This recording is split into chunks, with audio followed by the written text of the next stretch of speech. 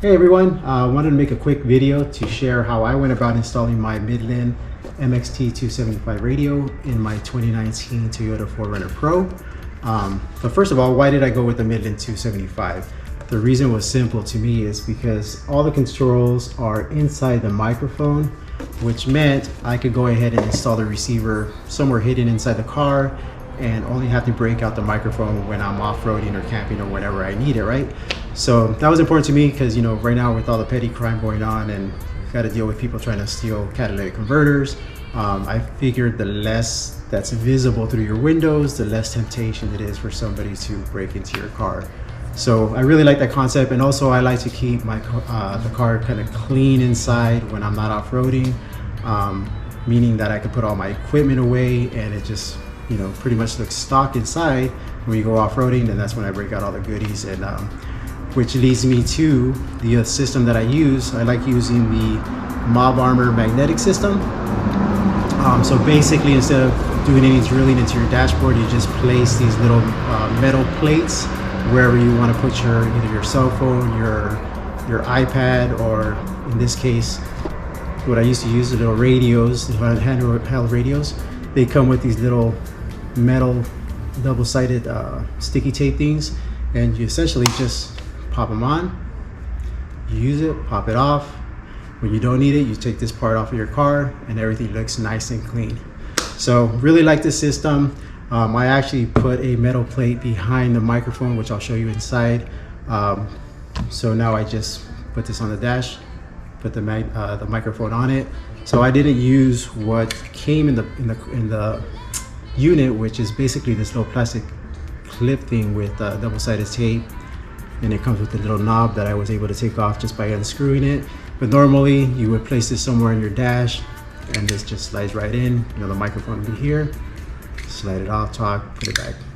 So I didn't want to use this whole system because this is just, you know, additional stuff, and these magnets are very sturdy, so I didn't have to worry about the stuff, the microphone falling off.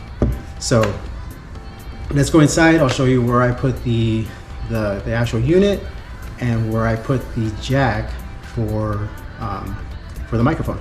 Okay, so let's take a look. And I'll also be sharing where I installed the antenna. I did upgrade to the Ghost antenna just because it came with this smaller one, which I'll show you right now. It came with this one here, which probably would have been sufficient, but I just figured, you know, I'd just go with the upgrade and have a little bit more power just in case I need it, and it also looks a little cooler, to be honest with you. But let's take a look. Well, since we're out here, I'll just go ahead and show you the antenna and where I came in for the power and the antenna as well. So here we are inside under the hood, and as you can see, I used this grommet here to access the firewall and run the cables through there. So here's the cable for the antenna, and here's the power cable for the receiver. And I also just bunched up the extra antenna cable here because it comes with quite a bit, I guess, if you want to run the antenna all the way to the back of your car, but I placed it up here towards the front. So I've heard mixed reviews in regards to doing this. Some people say that it'll cause interference, you'll get static. I've heard other people say that it doesn't really affect it, that you don't lose any range or power. So I haven't really tested it out yet. So far it works with the little bit of testing that I've done just here locally with the other little handheld radios. So we'll see. If it's an issue, then I'll have to address it later. But this is where I ran the antenna cable through. Sorry about that. So the antenna cable just comes up through here. You can remove this part here. This comes off. You just pop that off. Ran the cable through here, and then ran it right along the windshield. And it actually fit perfect in there, so I didn't even have to use any silicone or anything. It fit really snug in there. I did tack this part down with a little bit of silicone just so, you know, it would lift up or start flapping in the wind or anything like that. Here's a little 3 dB antenna. It did come with this bracket here. I didn't use a whole bracket system. What I did is, since these two holes were already here for originally on the roof rack, the Prince roof rack, I used this hole and I had to drill this one out on the bracket so it would fit. So these two holes were already here on the rack, and I just had to drill this additional hole on the bracket so it would work, and it just mounted it right up here. So I think it looks pretty clean. Can't see any wires really, can't tell unless you really look. And now let's take a look inside. So in here, I was trying to think of where I could actually fit the receiver, and originally I was thinking I could either put it under the seat or I could put it in the console, but in the console I already have the safe in there so that wasn't going to work out too well. So I seen some people install it in here, and it is a good option, but like I said, since I already have the safe here, that wasn't going to work too well. I was thinking of putting it here as well with this Kleenex holder, just removing that and mounting it here, but that means I would have to drill holes somewhere around here, run the cables through there, run them all the way through here, and you know, up to the microphone. So where I ended up putting it is inside the glove box right there. So it was a bit of a learning curve to take apart the car and take the glove box out so I could do the install. I took off a little bit more paneling than I needed to, but you know, you just learn as you go. I didn't find any videos that kind of explained how to take the glove box off, so I had to just ask my mechanic and just kind of figure it out on my own. But it turned out to be pretty a pretty cool place to put it, because these two spots here, once you remove the glove box, by the way, which save you guys some time, is all you need to do is remove this, which just pops off. You just kind of have to tug on it pretty firmly, it pops off. You have to pull this off, which is like a airbag system. The trickiest part of this is removing this little square here, because this kind of wraps around into this panel, and it's kind of difficult to pull out. But once you pull it out, there's two bolts that go in here, two 10mm and one 10mm over here. You unscrew those.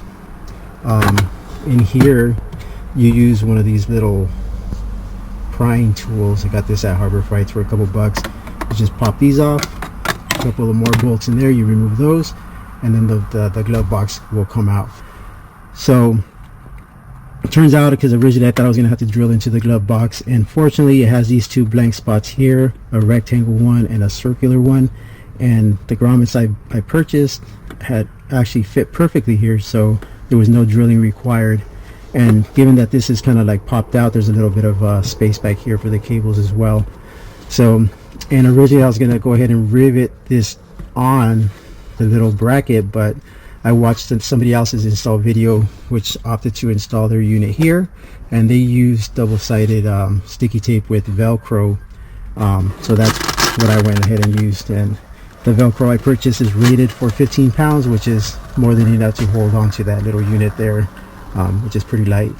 And here is the microphone itself, and as you can see, I put the Mob Armor little plate here.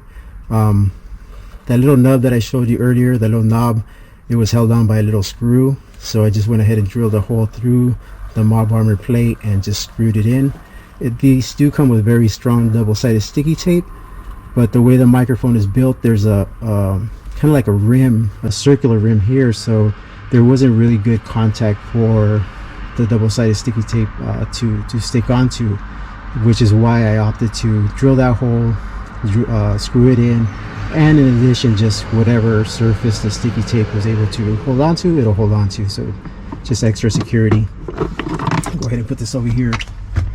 So for the power, originally I was gonna tie it to this cigarette lighter, but when I pulled this out, the wires behind here are tiny. They're just like little rinky-dink wires.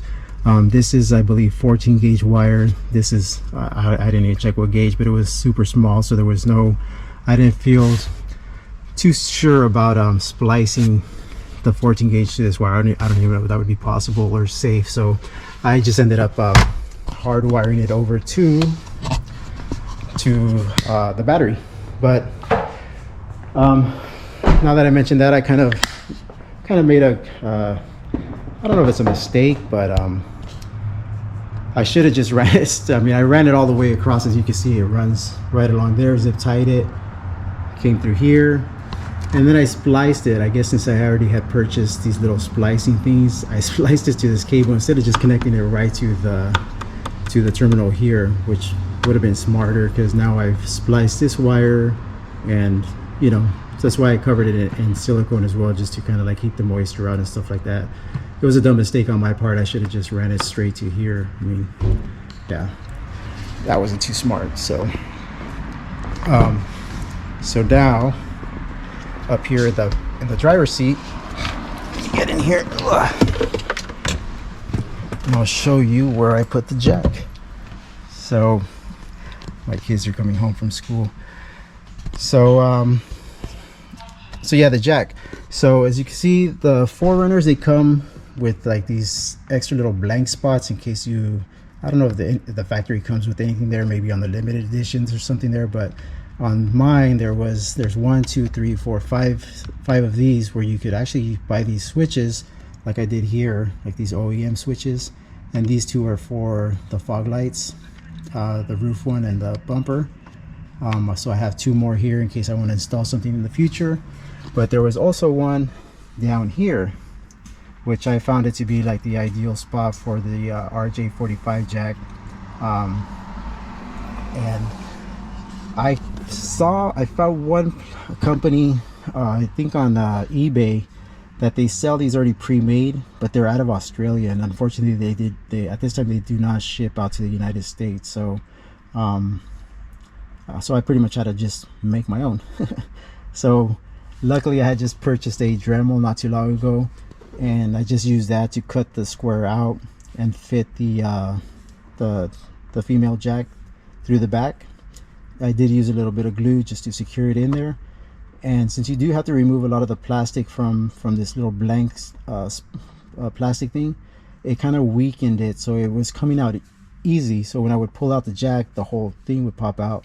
So I just went ahead and put a little bit of silicone behind this to attach it to the panel, just to give it a little bit more stability, so it won't pop out when I pull out the microphone. So now these are the Mob Armor little double magnetic things that I use. I love these things. I have them for the GoPro as well. They're super strong. As you can see, you can hear how, you know, that loud pop when it sticks on there. So when you don't need to use them, this one I always have on here because that's the one I use for my cell phone. But the ones that go up here, this is where I'm gonna use. I used to use it for the little handheld radio, but now that's where that's going to be mounted. And you just take this, put it in, oops, the cable's in the way, pull that out of the way, put this and just pop it right in there. Since it is connected directly to the battery, it always has power. You just gotta push the power button and it turns right on. So it's pretty cool. I'm happy with the way it turned out.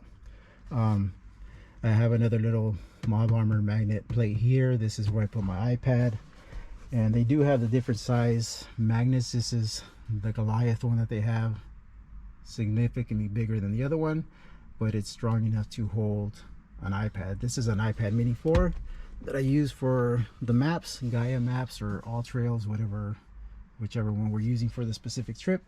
But as you can see, it's sturdy. I've never had it fall off on any of our 4x trips, and very easy to use, very clean, and when you don't need it, just pop it right off. So that's basically it. Hope you guys enjoyed the video. I hope I covered everything. If there is anything that you feel that I missed, or you guys have questions, just feel free to send me a message or make a comment, and I'll try to answer it as soon as possible.